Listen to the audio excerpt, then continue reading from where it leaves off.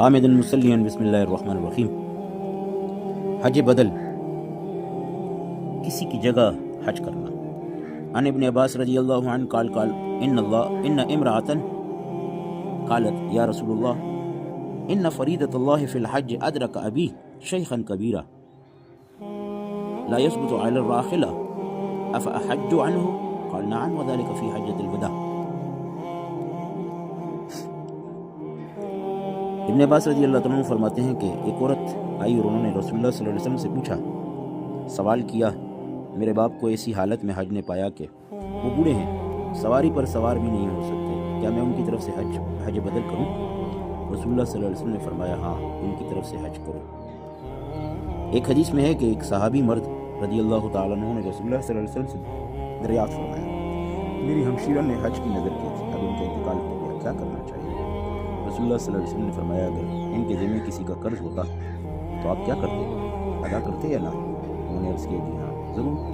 رسول اللہ صلی اللہ علیہ وسلم نے فرمایا یہ اللہ کا قرض ہے، اس کو ادا کرو۔ مشکوٰۃ شریف نے ذکر کی ہے حدیث۔ ایک اور صحابی کا قصہ ہے، انہوں نے رسول اللہ صلی اللہ علیہ وسلم سے عرض کیا کہ میرے والد بہت بوڑھے ہیں، نہ حج کر سکتے ہیں، نہ عمرہ کر سکتے ہیں، نہ سفر کر سکتے ہیں۔ نبی علیہ السلام نے فرمایا اپنے والد کی طرف سے حج بھی کرو۔ ایک حدیث میں ہے رسول اللہ صلی اللہ علیہ وسلم نے اس نوع کے سوال کے جواب میں فرمایا کہ اگر تیرے باپ کے ذمہ قرض ہوتا تو ادا کرتا تو وہ ادا ہو جاتا یا نہیں؟ انہوں نے عرض کیا ادا ہو جاتا۔ حضور صلی اللہ علیہ وسلم نے فرمایا پھر تو اللہ بڑے رحم والے ہیں، کہ وہ قرض کیوں نہ قبول کریں گے، اپنے باپ کی طرف سے حج کر۔ کنز کی ہے یہ حدیث۔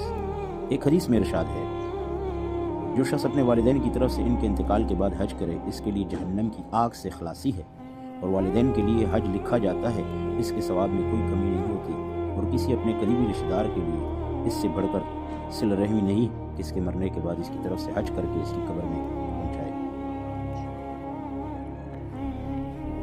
ایک صحابی رضی اللہ عنہ نے دریافت کیا یا رسول اللہ جب میرے والدین زندہ تھے تو میں ان کے ساتھ حسن سلوک کیا کرتا تھا، اب ان کا انتقال ہو گیا، اب میں ان کے ساتھ حسن سلوک کرنا چاہتا ہوں، تو اس کا کیا طریقہ ہے؟ رسول اللہ صلی اللہ علیہ وسلم نے فرمایا جب اپنے لیے نماز پڑھو ان کے لیے بھی نماز پڑھو، یعنی نماز پڑھ کر اس کا ثواب ان کو پہنچاؤ، اور جب اپنے لیے روزے رکھو ان کے لیے بھی روزے رکھو۔ ایک صحابی رضی اللہ تعالیٰ نے رسول اللہ صلی اللہ علیہ وسلم سے دریافت کیا کہ ہم اپنے مردوں کی طرف سے صدقہ کرتے ہیں، حج کرتے ہیں، ان کے لیے دعائیں مغفرت کرتے ہیں، یہ ان تک پہنچتا ہے؟ رسول اللہ صلی اللہ علیہ وسلم نے فرمایا کہ پہنچتا ہے، اور وہ اس سے ایسے خوش ہوتے ہیں جیسا کہ تمہارے پاس طباق میں کوئی ہدیہ پیش کیا گیا ہو۔